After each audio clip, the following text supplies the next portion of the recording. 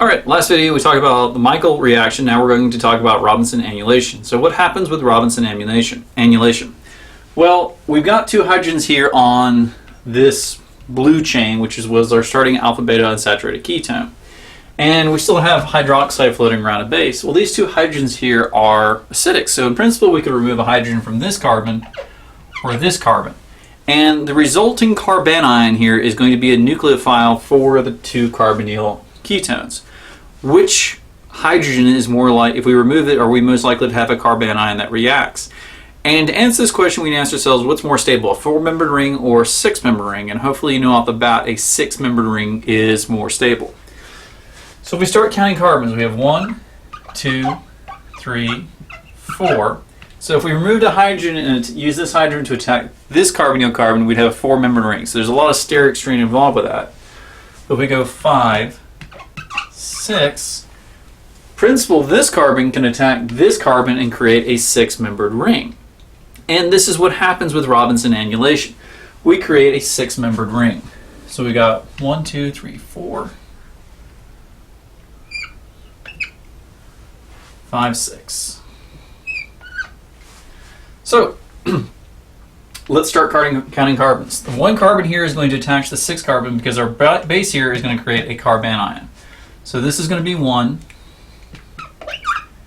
and this is going to be 6. 5, 4, 3, 2, 1.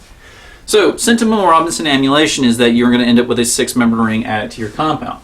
So what's attached to carbon 5? Well, we've got the ketone. Attached to carbon 4 is nothing. It's just 2 hydrogens in this case. Attached to carbon 3 are our 2 R groups for the blue carbon. Attached to carbon 2, we've got this ketone group hanging off. And attached to carbon 1, we've attacked it, so we're going to end up generating temporarily the alkoxide, and we're also going to spit off the R group that's attached to it. So this is the first product that is formed, and because we removed a hydrogen, we got water, we can get that water back to give us the alcohol. Well, you're still under basic conditions, right? So what can happen? Well, you have a strong base sitting in a solution with an alcohol. Your instinct here should be elimination.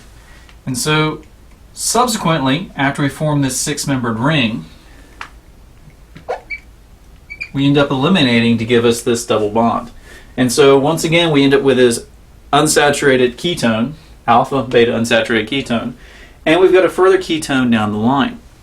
So with Robinson annulation, which is a product of, which happens under basic conditions with the Michael addition, or the Michael reaction, is that we take this really big complex here and we create a 6-membered ring, and 6-membered rings are traditionally more stable in organic chemistry. And we recover an alpha beta unsaturated ketone, but in this case we've added the R groups that were attached to these ketones, as well as an additional ketone group. So I realized this is a lot. When I did the slides for the PowerPoints, it took a while to write them because they're pretty complicated. The bigger, more challenging one is actually going backwards. But again, a symptom of your Michael addition, that you're going to end up with this diketone attached 1, 2 carbons, 1, 2, 3 carbons away from your ketone. The synthesis of your Michael, the symptom of your your Robinson annulation, 6-membered ring with an alpha beta unsaturated ketone. And we'll talk about the next video how to reverse engineer these types of reactions.